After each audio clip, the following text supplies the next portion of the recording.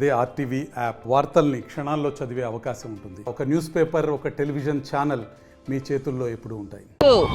జోహరాపురం నుంచి ఎంకాయపల్లె ఇండ్లు అంటే ఇందిరమ్మ ఇండ్లు రోడ్డు వేయాలని చెప్పేసి మేము డిమాండ్ చేస్తున్నాం సిపిఎం పార్టీగా. ఎందుకంటే జోహరాపురం నుంచి అక్కడ వెళ్ళడానికి చాలా ఇబ్బంది ఉంది. అక్కడ రోడ్డు శిథిలమైపోయింది. చాలా మంది కూడా యాక్సిడెంట్లు అయి కింద పడుతున్నారు. మొన్ననే ఇద్దరు భార్య భర్త 2 వీలర్ మీద పోతూ కింద పడి యాక్సిడెంట్ అయి చాలా దెబ్బలు తగిన పరిస్థితి ఉంది. ఆటోలు పోవాలన్నా పోవాలన్నా కష్టమైన పరిస్థితి. అక్కడికి ఆటోలో దేంట్లో పోకుంటే పోలేని పరిస్థితి ఉంది. అట్లాంటప్పుడు వెంటనే వేయాలని చెప్పేసి రోడ్డు మేము డిమాండ్ చేస్తున్నాము. గతంలో కూడా కార్పొరేషన్లో ధర్నా చేసి అక్కడ కూడా ఇవ్వడం జరిగింది. కలెక్టర్ ఆఫీస్లో కూడా ఇవ్వడం జరిగింది. ఆర్ఎండ్బి వాళ్ళని చెప్పారు, వాళ్ళకు కూడా ఇవ్వడం జరిగింది. అయినా ఒకరి మీద ఒకరు కార్పొరేషన్ ఆర్ఎండ్బి అంటది, ఆర్ఎండ్బి రూల్ అంటారు. ఆ ఒకరి మీద ఒకరిని వేసుకుంటారు తప్ప దాన్ని మాత్రం ఏమాత్రం రోడ్డు వేయడం లేదు. చాలా ఇబ్బందికరంగా ఉంది.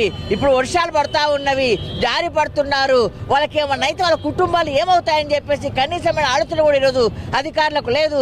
అట్లాగే మంత్రి గారు ఉన్నారు. మేము రిక్వెస్ట్ చేస్తున్నాం మంత్రి గారిని, ఎందుకంటే ఆయనకు వస్తుంది ఇది కాబట్టి ఏరియా వెంటనే మేము డిమాండ్ చేస్తున్నాము అక్కడ వేరే రోడ్డు వేపేయాలని.